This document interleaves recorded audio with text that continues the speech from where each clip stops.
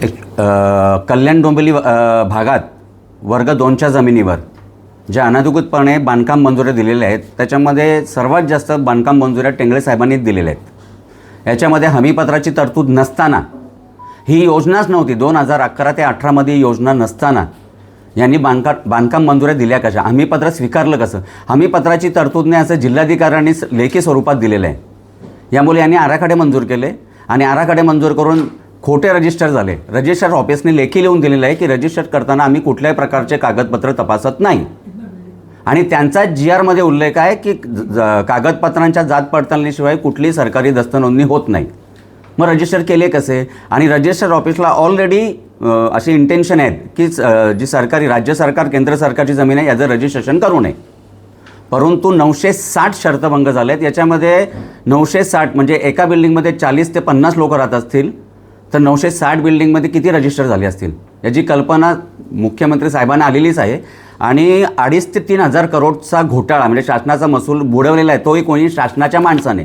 शासनाचा माणूस शासनाच्या जमिनीची विल्हेवाट स्वतःच्या फायद्यासाठी कशी काय करू शकतो?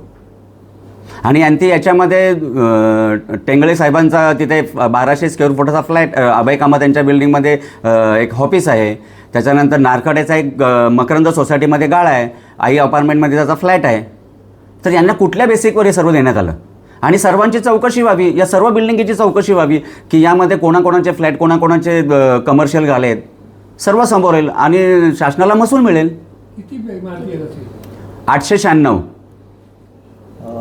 कोण कोण अधिकारी? याच्यामध्ये अधिकारी प्रथमदर्शनी म्हणजे तेव्हाचे तत्कालीन आयुक्त असतील जे रवींद्र, आणि त्याच्यामध्ये आतापर्यंत 18 ते 19 वर्ष त्याच ठिकाणी बसलेला आहे तो म्हणजे सुरेंद्र टेंगळे। कोण कोण बँक? याच्यामध्ये असं झालेलं आहे की आम्ही अशिक्षित आहोत, आमचं शिक्षण अपूर्ण आहे, पण एखादा बँकेचा जो ॲडवायझर असतो तो ती सर्व कागदपत्र बघूनच तुम्हाला बँक लोन पास करतो। 20 लाखाचे लोन कोण पास करेल? तर त्यांचा ॲडवायझर त्यालाही 6% 5% दिलेले आहेत, त्याच्यामुळे त्यांनी तो 7-12 फेरफार पाहिलाच नाही आहे आणि हां त्यांनी सांगितलं ओके करून दिलं। त्याच्यामुळे हे सर्व साटेलोटं सर्व एकत्र बांधलं होतं।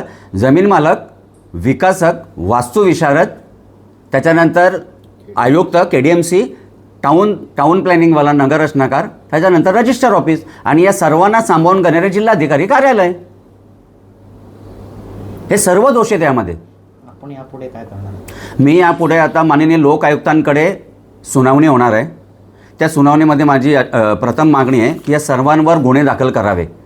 420 धमकी देणे, मला त्या बिल्डरने ऑलरेडी एक त्रयस्थ माणूस पाठवून धमकी देण्याचाही प्रयत्न केला होता, त्यामुळे मी यांच्यावरती गुन्हे दाखल करावे आणि त्या बिल्डिंगवर 34 लोकांवर कारवाई करावी।